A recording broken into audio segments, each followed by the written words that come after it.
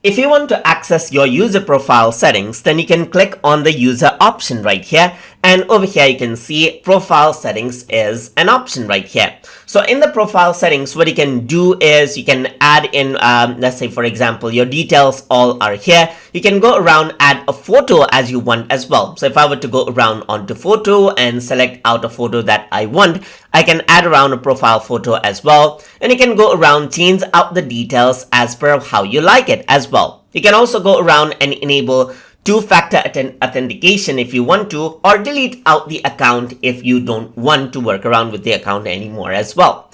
So besides that, you can work around with other options right here, like you can manage out multiple workspaces, so you can access out the workspace settings right here as well.